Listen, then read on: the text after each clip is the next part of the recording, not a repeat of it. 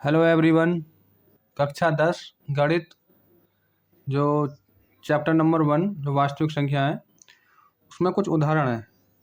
तो प्रश्नावली 1.2 से पहले जो उदाहरण है उनको आज हम डिटेल में सॉल्व करेंगे। तो उदाहरण नंबर 5 है कि रूट 3 एक अपरिमेय संख्या है। ये मतलब सिद्ध करवा रहा है कि सिद्ध कीजिए कि रूट 3 एक अपरिमेय संख्या है। तो इसे हम सिद्ध कैसे करेंगे, आइए समझते हैं।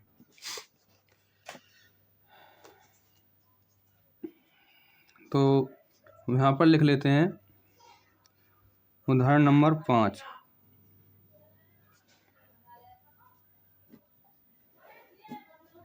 उदाहरण नंबर 5, ठीक है, डिटेल में सॉल्व करेंगे। तो ये कह रहा है कि सिद्ध कीजिए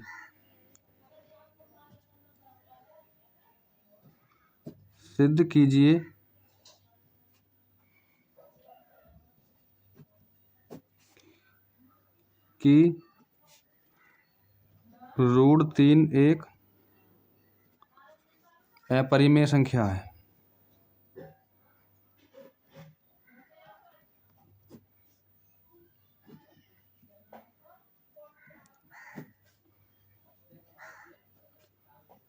एग्जाम में ज़्यादातर उदाहरण ही आते हैं, तो इसको हम डिटेल में सॉल्व करेंगे भाई। तो हम इस तरीक़ा से करेंगे जो सॉल्व में कि माना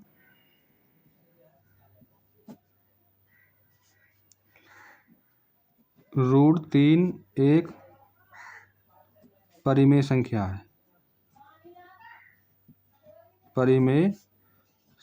है, जहाँ संख्या P/Q के रूप में हो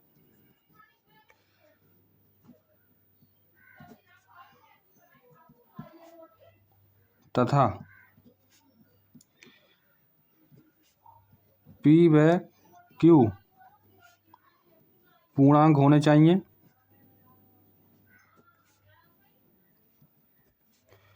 वह P/Q का HCF एक होना चाहिए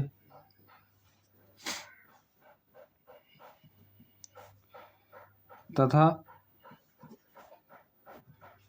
Q का मान 0 न हो, तो वो संख्या हमारी परिमेय संख्या कहलाएगी। ये चीज़ हमें लिखनी है। और देखो, जब हमारे मतलब सिद्ध करते टाइम अगर इसमें से एक भी चीज़ संतुष्ट नहीं हुई तो वो हमारी अपरिमेय संख्या कहलाएगी। तो तभी हम मतलब बता देंगे कि रूट 3 एक हमारी अपरिमेय संख्या है, तो वो हमारा सिद्ध माना जाएगा। तो अब हम चलते हैं प्रॉपर तरीक़ा से और प्रॉपर लैंग्वेज में बताएंगे आपको, ठीक। तो इस तरीक़ा से लिखना। अब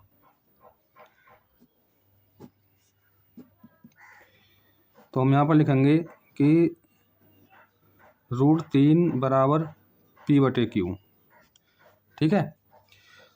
तो समझने के लिए हम यहाँ पर एक मान लेते हैं और क्रॉस मल्टीप्लाई करेंगे। तो P की गुणा एक में करेंगे P एकम P, ठीक है, बराबर, और रूट 3 की गुणा Q में करेंगे तो रूट 3Q, ठीक है। फिर आगे को और चलते हैं। तो हम यहाँ पर लिखेंगे दोनों तरफ वर्ग करने पर, दोनों तरफ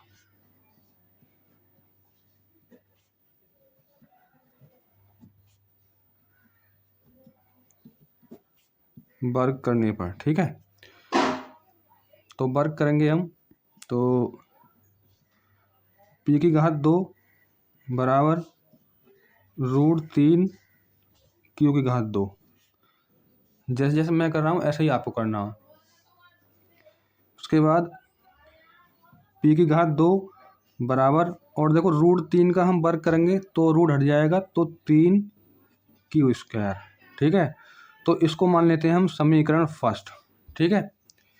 अब हमें इस तरीक़ा से लिखना है कि क्योंकि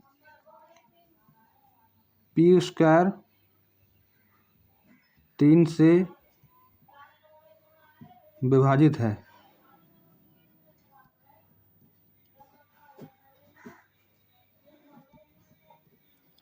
ठीक है भाई, इसलिए P भी 3 से विभाजित होगा।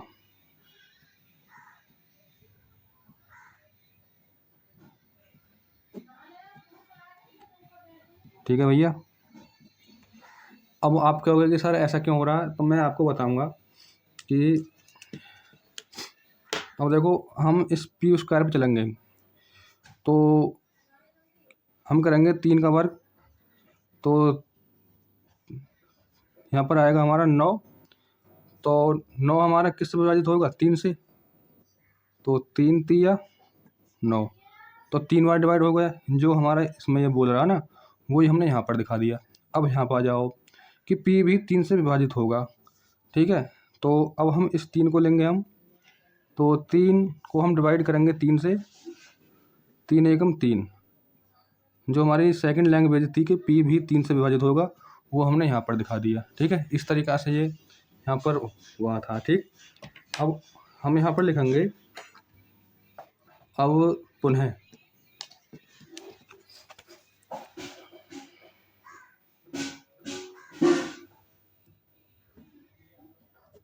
पुनः का मतलब होता है फिर से। यहाँ पर मैं लिख देता हूँ, पुनः लिख दो या फिर इस तरीक़ा से लिख दो या फिर से।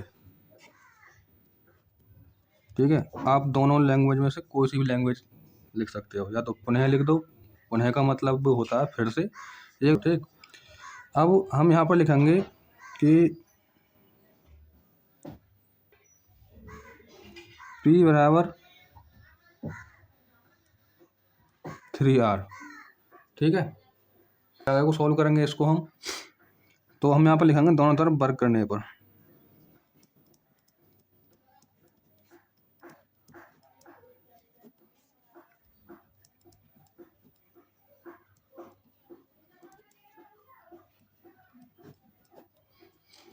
तो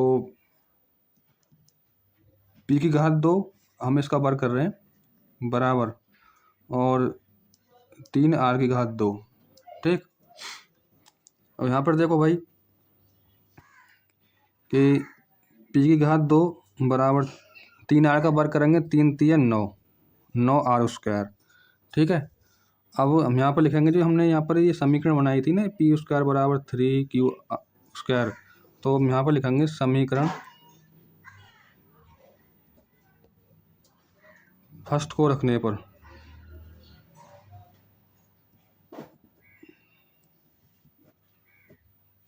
हल्की फुल्की बैकग्राउंड नॉइस आ सकती है, तो भाई उसको इग्नोर करना। ठीक है, तो देखो ये P है, P स्क्वायर है यहाँ पर, और यहाँ पर भी P स्क्वायर है, लेकिन P स्क्वायर का मान दे रखा है 3Q स्क्वायर। ठीक है, तो इसकी जगह पर हम इसको रख देंगे। ठीक, तो 3Q स्क्वायर बराबर 9R स्क्वायर। ठीक है, अब हम इसको डिवाइड कर लेंगे, 3 तिया 9। ठीक है, तो Q स्क्वायर बराबर 3R स्क्वायर। ठीक, अब यहाँ पर लिखना है, जैसे हमने यहाँ पर लिखा है ना, ये देखो ये P भी 3 से विभाजित होगा। ये जो 3 जो है ना, ये HCF कहलाएगा। ठीक है, लेकिन परिमेय संख्या में HCF आना चाहिए 1, लेकिन यहाँ पर आ रहा 3। ठीक है, तो फिर आगे को हम सॉल्व करेंगे तब और बेहतरीन तरीक़ा से आपको समझ में आएगा कि हम यहाँ पर लिखेंगे चूँकि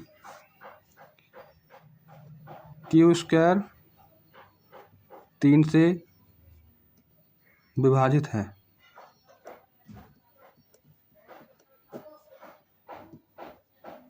ठीक है, इसलिए Q भी 3 से विभाजित होगा। ठीक है भैया, अब यहाँ पर देखो ये P और ये Q, P का मान कितना दे रखा है यहाँ पर 3, और यहाँ पर भी Q का मान 3, लेकिन P व Q का HCF 1 आना चाहिए परिमेय संख्या में, लेकिन यहाँ पर आ रहा है 3। क्या हमारा ये संभव है? नहीं। तो हम यहाँ पर लिखेंगे कि प्रॉपर तरीका से लिखना आपको, यहाँ पर लिखना कि P व क्यू का HCF बराबर है भैया 3 और बराबर नहीं है 1 के। ठीक है, तो हम यहाँ पर इस तरीक़ा से लिखेंगे बराबर। तो जब जब हमारा यहाँ पर HCF 3 आ रहा है और 1 के बराबर नहीं है, तो हम यहाँ पर लिखेंगे कि अतः हमारे द्वारा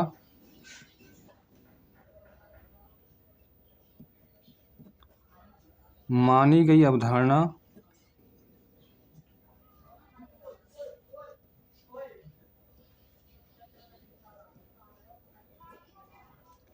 के विपरीत है।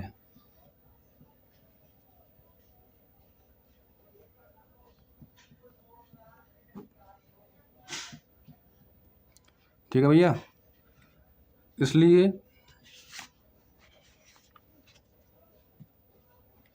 हम यहाँ पर लिखेंगे,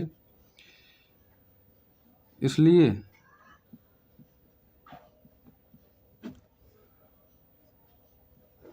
√3 एक अपरिमेय संख्या है।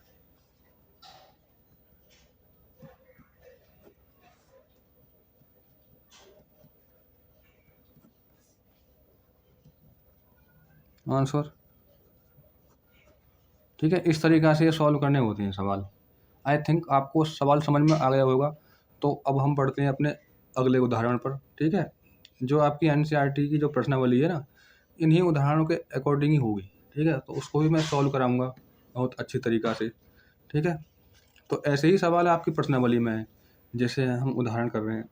तो यहाँ पर देखो भाई, यहाँ पर उदाहरण ये है जो मैंने आपको कराया है कि √3 एक अपरिमेय संख्या है। तो इन्होंने समझाया है कि हम इसके विपरीत यह मान लेते हैं कि √3 एक परिमेय संख्या है। ठीक है, लेकिन माना तो मैंने भी ऐसे ही है, लेकिन थोड़ा सा इससे हटकर करा मैंने।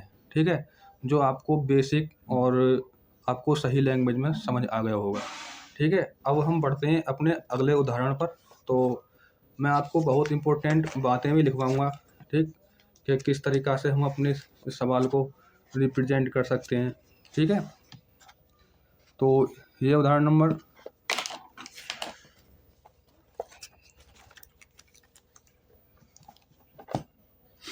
उदाहरण नंबर 6 है।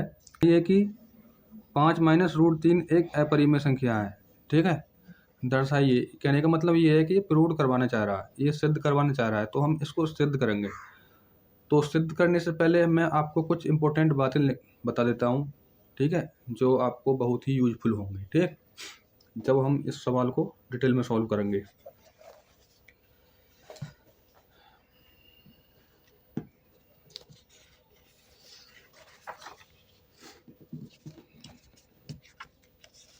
तो मैं उससे थोड़ा सा आपको मैं इजी तरीक़ा से बताऊंगा इसको।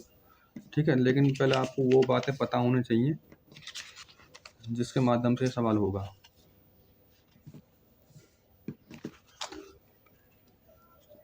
तो सर्वप्रथम हमें आप पता होना चाहिए कि जब हम परिमेय संख्या की गुणा हम परिमेय संख्या में करते हैं या भाग करते हैं या गुणा करते हैं या जोड़ करते हैं तो क्या आता है। तो मैं इनको यहाँ पर लिखवा देता हूँ। देखो इम्पोर्टेंट बातें हैं ये। यहाँ पर देखो भाई कि परिमेय संख्या की गुणा हम परिमेय संख्या में करेंगे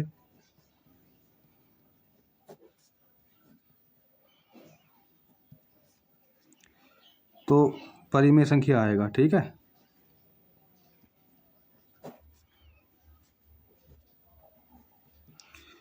और परिमेय संख्या का भाग करेंगे परिमेय संख्या से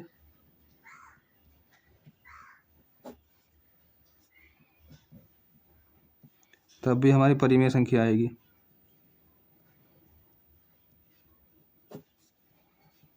ठीक है भैया, और परिमेय संख्या से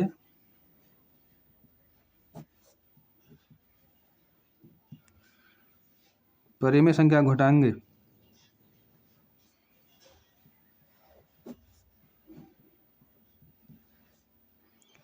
तब भी हमारी परिमेय संख्या आएगी।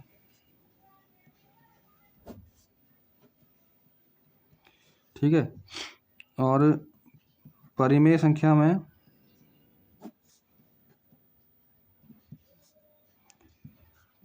परिमेय संख्या जोड़ेंगे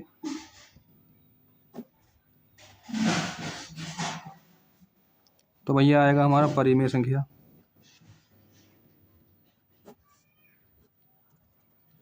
ठीक है, ये आपको पता होना चाहिए कि परिमेय संख्या गुणा परिमेय संख्या में करेंगे तो परिमेय संख्या आएगा, भाग करेंगे परिमेय संख्या आएगा, माइनस करेंगे तब भी परिमेय संख्या आएगा, जोड़ करेंगे तब भी परिमेय संख्या आएगा। लेकिन और जो मतलब सेकंड प्रोसेस होगी, परिमेय संख्या और अपरिमेय संख्या का क्या संबंध रहेगा, तो मैं यहाँ पर लिखवा देता हूँ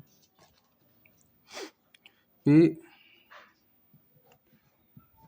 परिमेय संख्या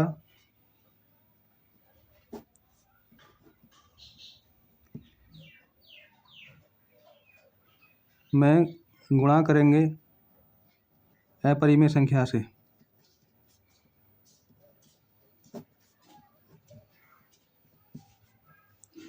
तो हमारा यहाँ पर आएगा अपरिमेय संख्या।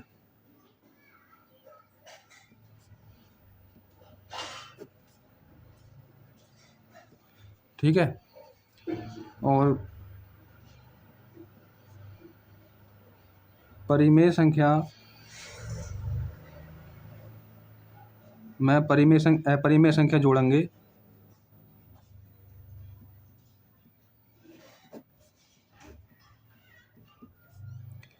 तो हमारा फिर भी हमारा अपरिमेय संख्या आएगा।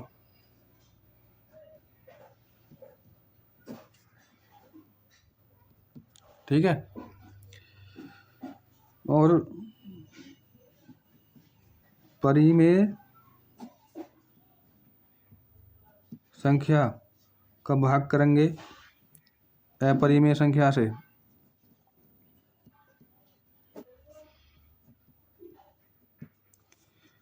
तो हमारी अपरिमेय संख्या आएगी।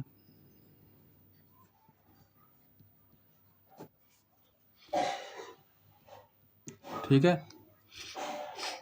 और परिमेय संख्या में से अपरिमेय संख्या घटाएंगे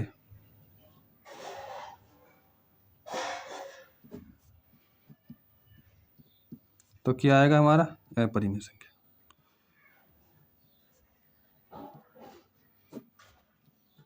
ठीक है, ये बातें आपको पता होनी चाहिए, बहुत ही इम्पोर्टेंट बातें हैं। और अब हम अपने अगले उदाहरण को करेंगे डिटेल में। तो अगला उदाहरण हमारा ये है कि दर्शाइए कि 5 माइनस रूट 3 एक अपरिमेय संख्या है। तो इसको हम डिटेल में सॉल्व करेंगे।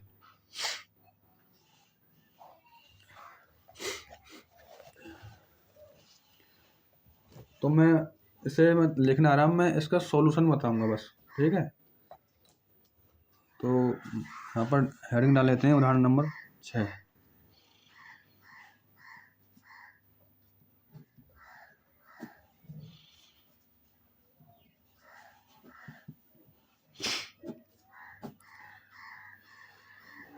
तो ये हमारा सवाल है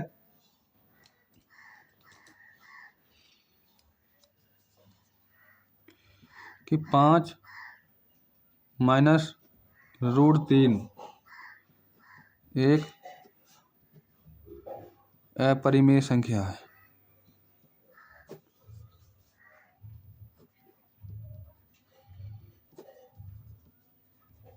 ठीक है, तो अब हम सॉल्व में आते हैं। तो सॉल्व में हमें इस तरीका से करना है,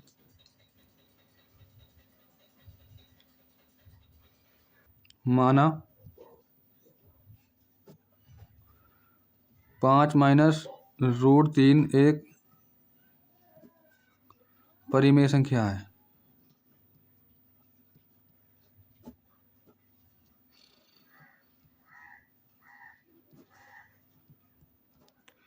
ठीक है, जहां पर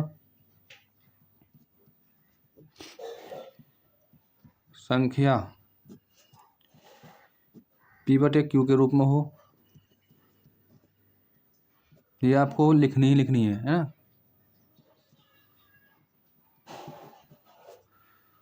तथा पी व क्यू का HCF एक होना चाहिए वह पी व क्यू पूर्णांक होने चाहिए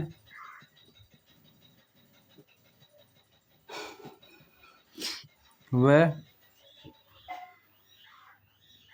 क्यू का मान 0 ना हो तो वो संख्या हमारी परिमेय संख्या कहलाती है।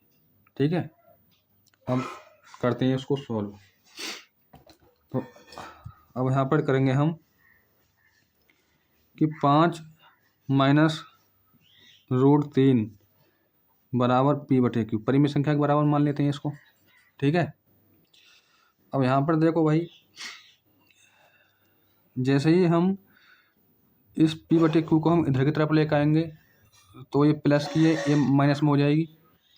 तो 5 और माइनस पी बटे क्यू, और जैसे ही -3 है इधर की तरफ लेकर आएंगे तो ये प्लस की √3 हो जाएगी। ठीक है, अब मैंने आपको बताया कि जब हम परिमेय संख्या में से परिमेय संख्या घटाते हैं तो परिमेय संख्या आता है, गुणा करते हैं या भाग करते हैं या जोड़ करते हैं परिमेय संख्या से परिमेय संख्या में, तो वो हमारी परिमेय संख्या आती है। अब यहाँ पर देखो, परिमेय संख्या में से जब हम परिमेय संख्या घटाएंगे तो हमारी परिमेय संख्या आएगी। लेकिन अब यहाँ पर देखो, √3 हमारी क्या संख्या है, अपरिमेय संख्या। क्या दोनों बराबर हो सकती हैं? नहीं हो सकती। तो हम यहाँ पर इसको बता देंगे कि 5 माइनस पी बटे क्यू एक परिमेय संख्या है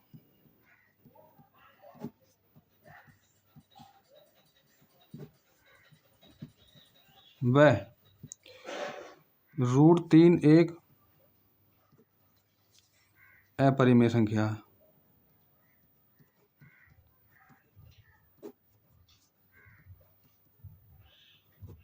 ठीक है, क्या ये दोनों हमारी बराबर हो सकती हैं? नहीं हो सकती। तो हम यहाँ पर लिखेंगे कि 5 माइनस पी बटे क्यू बराबर नहीं होगी √3 के। तो जब हमारी बराबर नहीं होगी तो हम उस अवधारणा को ही लिख देंगे कि अतः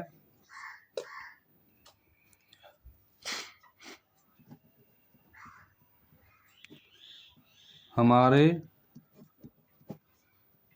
द्वारा मानी गई अवधारणा के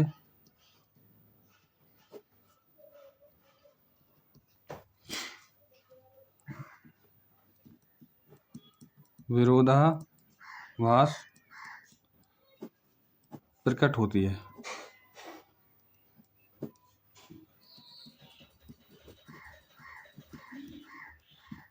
इसलिए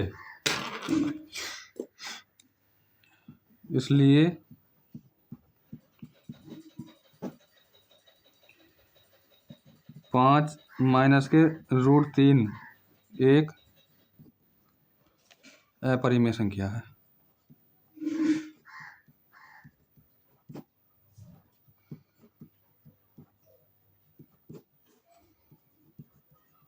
आंसर इस तरीक़ा से आपको ये सॉल्व करने हैं। ठीक है, तो हमारा ये सिद्ध हो गया। बढ़ते हैं हम अपने अगले सवाल पर। तो हमारा लास्ट क्वेश्चन है और मैंने जो आपको ये बातें लिखवाई हैं, ठीक है, इनको कहीं आप नोट कर लेना, बहुत ही इम्पोर्टेंट बातें हैं। ठीक, तो बढ़ते हैं अब अगले क्वेश्चन की तरफ।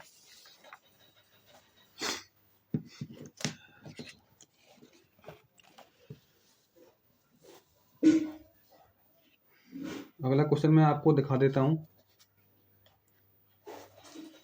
और मैं आशा करता हूँ आपको ये सवाल समझ आ रहे होंगे। तो भाई वीडियो को लाइक कर दीजिए और चैनल पर नए हैं तो चैनल को भी सब्सक्राइब कर लीजिए। ठीक है, तो ये हमारा सवाल है कि दर्शाइए कि 3√2 एक अपरिमेय संख्या है। ठीक है, तो इसको भी हम डिटेल में सॉल्व करेंगे। तो देखो, इसने यहाँ पर हल में इस तरीक़ा से मान रखा है कि आइए कि इसके विपरीत मान लें कि 3√2 एक परिमेय संख्या है, लेकिन आप इसका सॉल्यूशन देखोगे तो आपको समझ में आएगा पता नहीं। तो इस तरीक़ा से इसका सॉल्यूशन दे रखा है, लेकिन हम आपको अपनी लैंग्वेज में बताएंगे जो आपको समझ में आ जाए, ठीक है।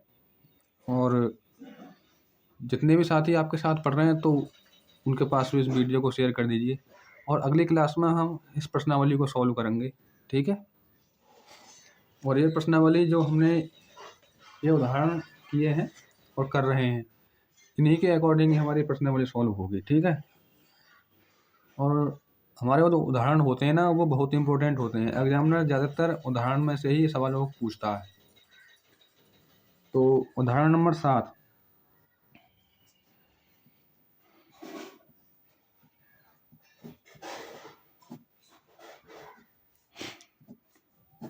थोड़ी सी बैकग्राउंड नॉइस आ सकती है तो भाई उसके लिए सॉरी, माफ़ करना। और बस यहाँ अपनी क्लास पर फोकस रखना। तो यहाँ पर हम सॉल्व करते हैं। मैं क्वेश्चन को यहाँ पर मैं लिख नहीं रहा हूँ, मैं बस सॉल्व करूँगा, ठीक है। तो हम यहाँ पर मान लेंगे, माना आपके पास एनसीईआरटी तो होगी, और आप अपनी एनसीईआरटी में देखकर आप क्वेश्चन को आप देख सकते हो। तो ये है, माना 3√2 एक परिमेय संख्या है,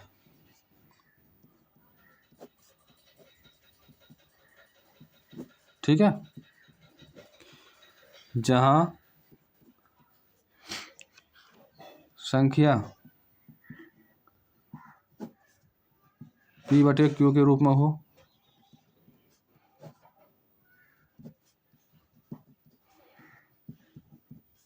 तथा P/Q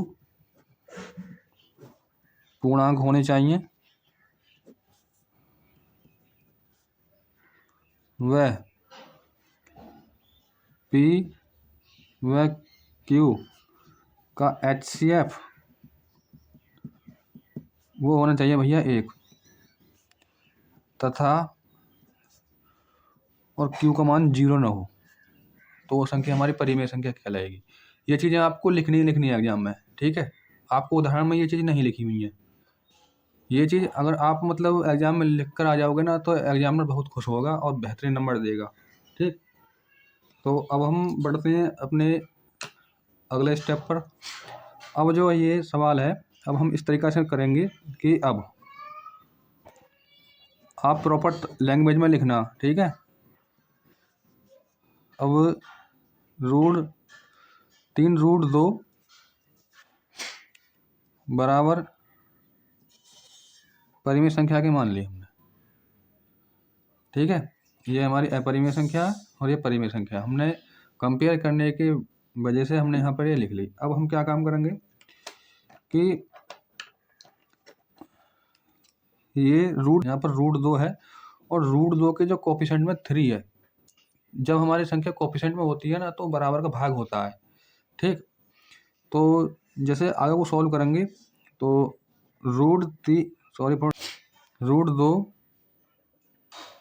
बराबर P/Q, और ये 3 जो है ये कोफिशिएंट में है, ये बराबर के बटे में आ जाएगी, तो गुणा 3, इस तरीक़ा से, ठीक है। और आपको मैं प्रॉपर तरीक़ा से लिखवा देता हूँ कि √2 बराबर P/3Q, इस तरीक़ा से। आप यहीं पर आप कंपेयर करना कि कौन सी हमारी परिमेय संख्या होगी और कौन सी हमारी अपरिमेय संख्या होगी।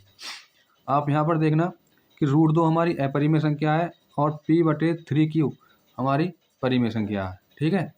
तो ये अपरिमेय और ये परिमेय, तो हम यहाँ पर लिख देंगे कि √2 एक परिमेय संख्या में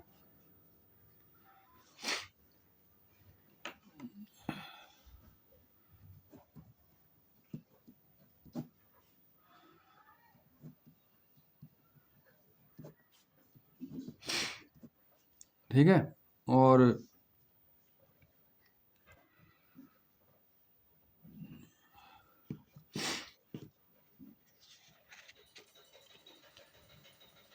वह P/3 3q एक परिमेय संख्या है।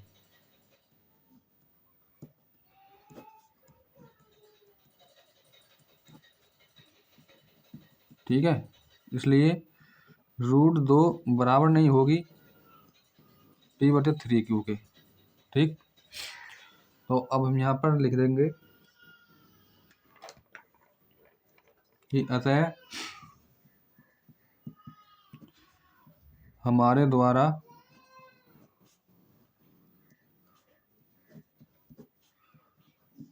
मानी गई अवधारणा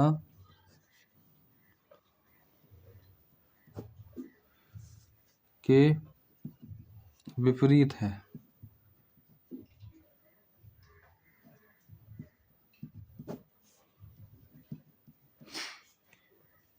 इसलिए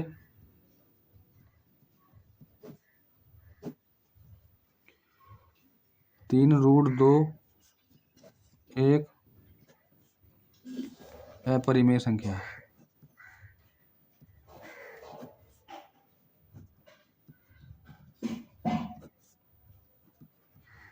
आंसर ये जो मैंने यहाँ पर लिखी है ना, हमारे द्वारा मानी गई अवधारणा के विपरीत है, ये जो हमने यहाँ पर लिखी थी, ये माना 3√2 एक परिमेय संख्या, यही हमारी अवधारणा जो हमने यहाँ पर लिखी है, ठीक। तो ये उदाहरण नंबर 7 तक हमने सवाल कर लिए और आपको समझ में आ गया होगा, क्योंकि एग्जामिनर उदाहरण को ही पूछ लेता है और उदाहरण बहुत ही इम्पोर्टेंट होते हैं। और आई थिंक आपको एक क्लास समझ आ गई होगी। तो भाई आज की क्लास को हम यहीं पर एंड करते हैं, मिलते हैं अगली क्लास में। धन्यवाद, थैंक्स अ लॉट।